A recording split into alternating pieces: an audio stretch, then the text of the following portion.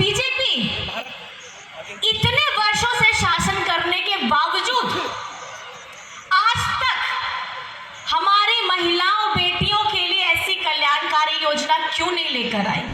सवाल अगर हम अपनी लिस्ट आपके सामने थमा देंगे तो इतनी गहरी और लंबी लकीर हेमंत सोरेन जी ने खींची है कि आप सपने में भी नहीं सोच पाएंगे, क्योंकि ये सोच ही आपके पास नहीं है।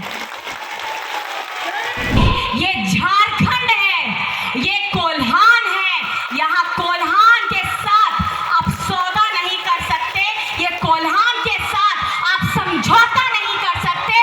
कितनी बड़ी बड़ी केंद्र मंत्री लेकर के आ जाए, दूसरे राज्यों से मुख्यमंत्री लेकर के आ जाए, पहले हमारे झारखंड की, हमारे कोल्हान की यहाँ हो भाषा को पहले प्रमाणित करिए, उसके बाद हमारे सामने बात करिएगा।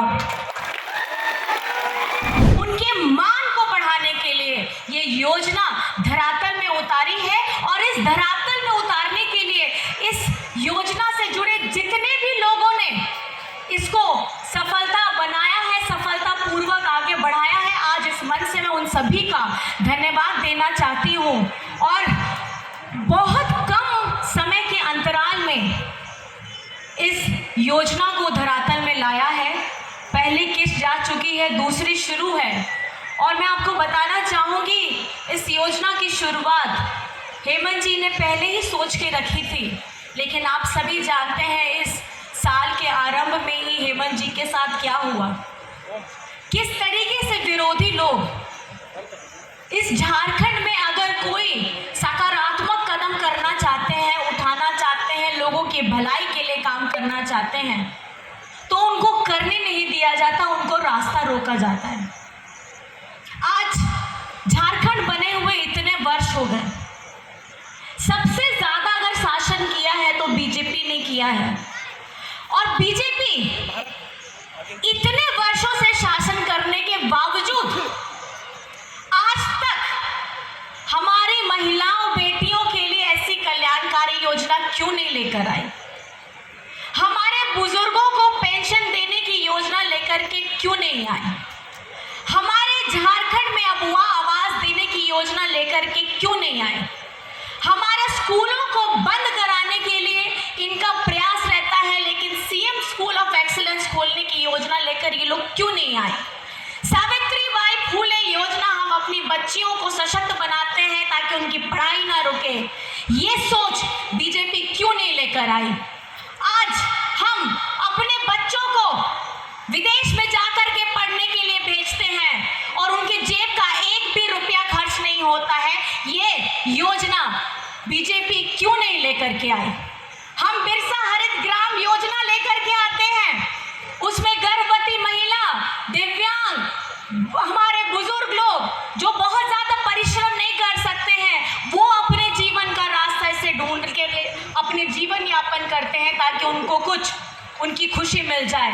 ऐसी योजना बीजेपी क्यों नहीं लेकर के आई? ये सवाल है उन लोगों के लिए जो ये सोचते हैं कि ये जनता सिर्फ वोट है, जाति के नाम पर बंटवारा कर दो, धर्म के नाम पर लड़वा दो, हो मुंडा करवा दो, ऊंची जाति नीची जाति करा दो। लेकिन कभी भी झारखंड की जनता के लिए इतनी कल्याणकारी योजना आप क्यों नहीं लेकर आए? सवाल अगर हम अपनी लिस्ट आपके सामने थमा देंगे तो इतनी गहरी और लंबी लकीर हेमंत सोरेन जी ने खींची है कि आप सपने में भी नहीं सोच पाएंगे, क्योंकि ये सोच ही आपके पास नहीं है। बता देना चाहती हूँ, हम आर्थिक नहीं, हम आर्थिक, मानसिक, शारीरिक रूप से बहुत ज्यादा ताकतवर है, क्योंकि हमारी ये धरती वीर शहीद पोटो की है, हमारी ये धरती बिरसा मुंडा की है, हमारी ये धरती सिद्धू कान्हू फूलो जानों की है। यहाँ हमारे पूर्वज हमें सिखाते हैं कि झुकना नहीं है, समझौता नहीं करना है, और डरना तो बिल्कुल भी नहीं है, क्योंकि ये झारखंड है, ये कोल्हान है। यहाँ कोल्हान के साथ आप सौदा नहीं कर सकते।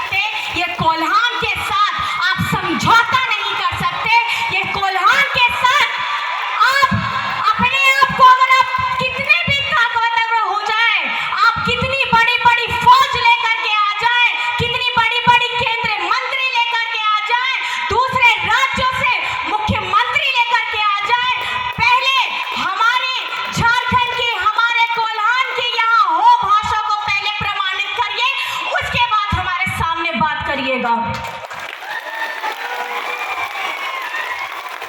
ये आदिवासियों की बात करते हैं।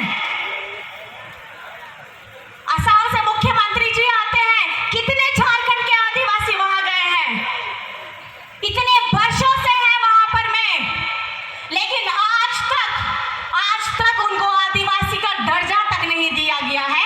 पहले अपना राज्य उनको देखना चाहिए, फिर झारखंड में आके जिनको यहाँ की सभ्यता के बारे में पता नहीं है, हमारी संस्कृति के बारे में पता नहीं है, हमारी कला के बारे में पता नहीं है, हमारी पहचान के बारे में पता नहीं है, उनको पहले अपना राज्य देखना चाहिए, उसके बाद झारखंड के बारे में कोई भी बात करना चाहिए। और मैं आपको बताना चाहती हूँ, हमारी झारखंड सरकार, आपके दादा, आपके बेटा किस तरीके से काम कर रहे हैं। हम विधानसभा से पारित कराते हैं कोई भी योजना, पिछड़ों के लिए 27% का आरक्षण की बात हो, नियोजन नीति की बात हो, लेकिन ये जाकर के हमारा राजभवन में जाकर के रोक देते हैं। इनकी मंशा को समझिए, ये बहरूपीय हैं।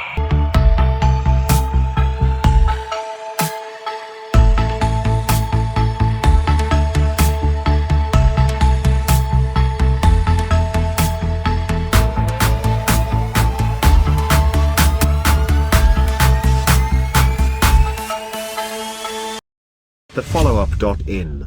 Like, share, and subscribe. www.thefollowup.in